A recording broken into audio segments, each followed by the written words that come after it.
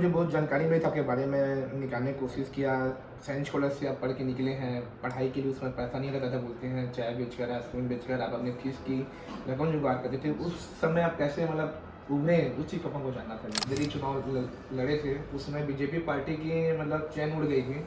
मटका छाप में ऐसा पूरा दुर्ग विधानसभा में ऐसा छाया हुआ था कि हर तरफ राजेंद्र साहू मटका छाप के बाद इतने दीवाने कैसे हैं दुर्ग विधानसभा। मैं छत्तीसगढ़, मैं हूँ संजय सिंह सिंगर और आप दे रहे खबर छत्तीसगढ़। अभी हमारे बीच दुर्ग के लोकप्रिय प्रत्याशी राजेंद्र साहू जी हैं और हम मीडिया के माध्यम से आप तक पहुंचाने की कोशिश करेंगे कि इतने लंबे संघर्ष के बाद आज इनको टिकट मिला है और पूरे दुर्ग में इनका नाम हमेशा छाया हुआ रहता है और एकदम जमीनी स्तर से जुड़े हुए किसान लोगों के बीच के चहते हैं। हम मीडिया के माध्यम से आप तक उनके परिचय कराएंगे और आप तक पहुंचाने की कोशिश करेंगे। बहुत बहुत धन्यवाद भैया। नमस्कार। भैया अपन थोड़ा सा एक इंट्रो देते हुए अपन शुरुआत करते हैं अपन बारे में। मैं राजेंद्र साहू, जी जी, लोकसभा क्षेत्र दुर्ग कांग्रेस प्रत्याशी हूँ। नमस्कार भैया। इतने सालों बाद इतने जमीनी स्तर से आप जुड़े हुए हैं और इतने सालों बाद आपको टिकट मिला है, लोगों के बीच में आप कैसे पहुंच रहे हैं और लोगों को क्या बता रहे हैं? लगभग 37-38 सालों से मैं लोगों के बीच रहा हूँ जी जी, और लोगों से छात्र जीवन से लगातार संपर्क करते हुए जी जी, अपनी बातों को रखते आ रहा हूँ और उनकी जो कठिनाई होती है उसमें लड़ाई लड़ते आ रहा हूँ। चाहे वो किसान हो, हाँ, चाहे मजदूर हो, चाहे युवा हो, चाहे छात्र हो, जी जी, सभी के लड़ाई में अपनी सहभागिता हाँ, निभाने का प्रयास किया हूँ और बहुत से मामले में हम सफल जी हुए जी। हैं। जैसे मुझे बहुत जानकारी मिली था आपके बारे में, निकालने की कोशिश किया। साइंस कॉलेज से आप पढ़ के निकले हैं, पढ़ाई के लिए उसमें पैसा नहीं लगता था, बोलते हैं चाय बेचकर, आइसक्रीम बेचकर आप अपनी फीस की रकम जुगाड़ करते थे। उस समय आप कैसे उभरे, उस चीज़ को अपन को जानना था जैसे।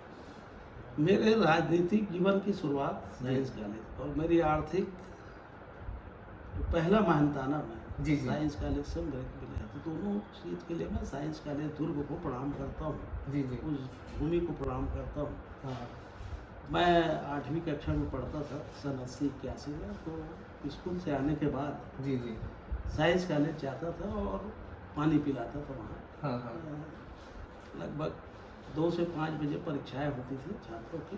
जी जी, तो मुझे 2 रुपये प्रतिदिन का मिलता था। हाँ हाँ, और मेरा पहला जी जी, मेहनताना वहाँ से शुरुआत हुआ है और आज मैं इस स्थिति में पहुँचा हूँ। जी जी, पहला मेहनताना देने वाला भी वही है। और जब मैं कॉलेज पढ़ने गया जी जी, तब तक मैं राजनीति में नहीं था और 11वीं पढ़ने के बाद जब 86-87 में हाँ हाँ, मैं कॉलेज पढ़ने गया तो एक छात्र के रूप में गया। जी जी, और उसके बाद फिर मैं छात्र जो गांव से आते थे, एक भावना आई हाँ हाँ, कि गांव से जो लोग आते हैं जी। उनको बहुत परेशानी होती है हाँ हाँ, स्कूल फीस जमा कर, कॉलेज की फीस जमा करने में, जी, एडमिशन में। तो उनमें मैं प्रोफेसर लोगों से संपर्क कर, उनसे निवेदन कर, प्रिंसिपल महोदय से निवेदन कर उनका प्रवेश करवाता था। तो छात्र जीवन से फिर वो धीरे धीरे राजनीति जी, की शुरुआत हुई। तो दोनों हाँ। आर्थिक रूप से और राजनीतिक रूप से जी, मुझे शुरुआत देने वाला काम हाँ। साइंस कॉलेज दुर्ग ने किया, इसलिए मैं उस भूमि को आज भी प्रणाम करता जी हूँ। जी। अभी अपन ने देखे हैं आप ग्रामीण बैंक के अध्यक्ष रहे हैं, आपके आने के बाद किसानों को बहुत फायदा हुआ है। ये हम नहीं, पेपर मेरा बता रही, कलेक्टर भी खुश हुए थे। तो ऐसा क्या हुआ कि आप बैंक के अध्यक्ष बने, फिर एकदम किसान लोग को इतना फायदा पहुँचा जैसे?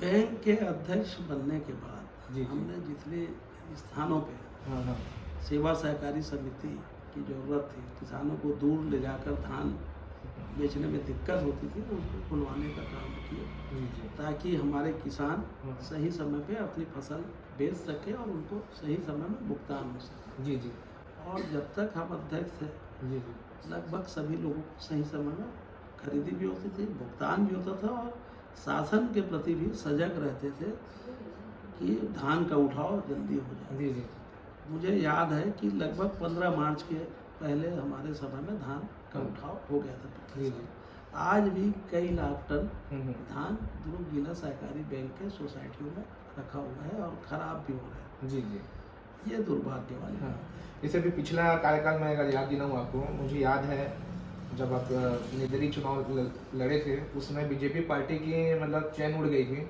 मटका छाप में ऐसा पूरा दुर्ग विधानसभा में ऐसा छाया हुआ था कि हर तरफ राजेंद्र साहू मटका छाप के बाद इतने दीवाने कैसे हैं दुर्ग विधानसभा में?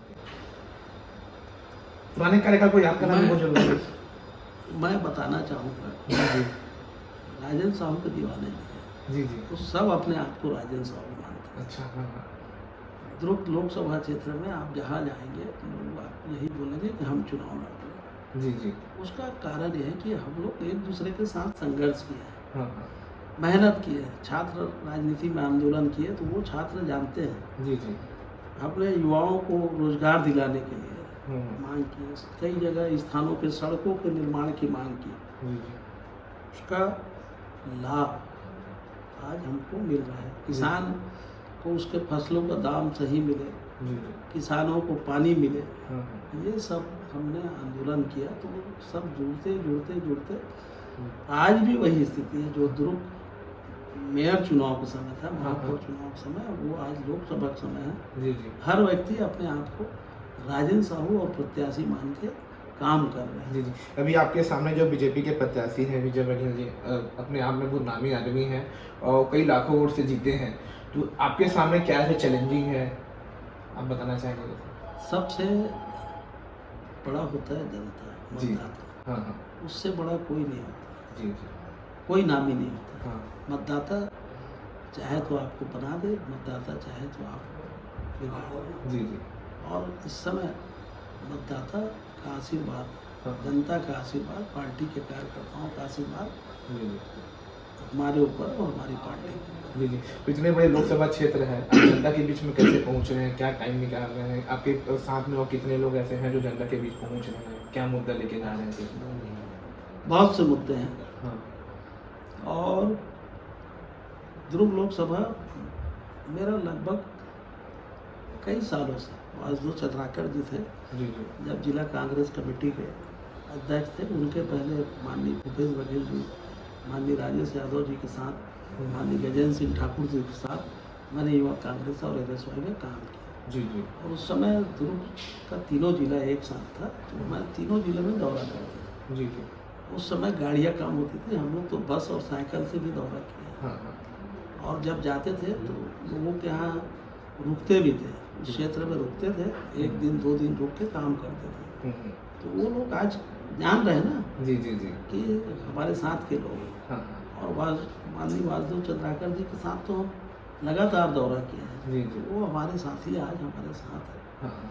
रही बात मुद्दे की, जी। तो सबसे बड़ा मुद्दा दुर्ग जिले का हम्म। भिलाई स्टील प्लांट है। जी। भिलाई स्टील प्लांट इसलिए है कि वहाँ नौकरी बंद हो गई। हम्म। हम जैसी सांसद बनेंगे सबसे पहले वहाँ वैकेंसी खुलवाएंगे और यहाँ के युवाओं को रोजगार दिलाएंगे। जी जी। दूसरा, अडानी ने हम्म। एसीसी को ले लिया है। जी जी। अब बीएसपी में भी कुछ जो हैं हम्म। एरो स्क्रैप वगैरह, जी जी। वो भी बिकने की तैयारी में, और बीएसपी भिलाई इस्पात संयंत्र भी वो बेचने का गुपचुप तरीके से प्रयास किया जा रहा है। हम्म। सांसद बनते ही सबसे पहले उसको बिकने नहीं दूंगा, ये मेरी जनता से वादा है। जी जी। अभी अपने दुर्ग, हाँ हाँ जी जी जी। तीसरा, रेल बहुत सी नहीं चल रही है, अच्छा। बहुत सी ट्रेनें बंद हो गई हैं। हाँ हाँ। और यहाँ के जनप्रतिनिधि जो हैं, सांसद होते हैं, वो उसके बारे में एक शब्द न रेल विभाग को बोले, हम्म। न सदन में कभी बोले। जी जी। उन बंद ट्रेनों को, हाँ हाँ। और जो चल रही वो ट्रेनें समय पे चले, इसके लिए हम संघर्ष करेंगे, प्रयास करेंगे, और उसको फिर से चालू करवाएंगे और सही समय पे चलवाएंगे। जी जी। अभी ये देखा जा रहा है कि दुर्ग लोकसभा साहू बनोले क्षेत्र है और वर्तमान में पूरा अपन सांसद रह चुके हैं पूर्व गृह मंत्री तमंजय साहू जी, और मुख्यमंत्री के एकदम खास हो, तो इस बार आपको सामाजिक तौर में कैसे लग रहा है? क्योंकि पूर्व विधायक जो है ईश्वर साहू जी को नामी थे, प्लस साहू समाज एक हो गए थे, और इस बार आप लोकपति प्रत्याशी चुने गए हैं, तो क्या टकराव हो रही, तालमेल क्या बन रही है? देखो मैं आपको बता देता हूँ, जी जी। जो काम हम लोगों ने किया है हाँ हाँ। लोगों के साथ मिलकर, चाहे किसान हो, मजदूर हो, जी जी। चाहे वो युवा हो, हाँ। चाहे महिला बहनें हो, जी जी। सबके लिए संघर्ष किया, हाँ। और सभी जाति सभी वर्ग के लिए। जी जी। अभी तो सबसे पहले हमारा जो संविधान खतरे में है, हाँ हाँ। संविधान खतरे में है, क्योंकि संविधान में धीरे धीरे तोड़ मरोड़ कर रहे हैं, तो जनता सबसे ज़्यादा चिंतित संविधान को लेकर है। हाँ हाँ। संविधान अगर कुछ हो गया जी जी। तो जो मिलने वाले अधिकार हैं, हाँ हाँ। अनुसूचित जाति, अनुसूचित जनजाति और पिछड़ा वर्ग, जी जी। जो आरक्षण मिल रहा है वो भी खतरे में रहेगा। अच्छा। ये जो निजीकरण है वो किसका है? जी जी। निजीकरण होने पे आपका आरक्षण समाप्त। जी जी।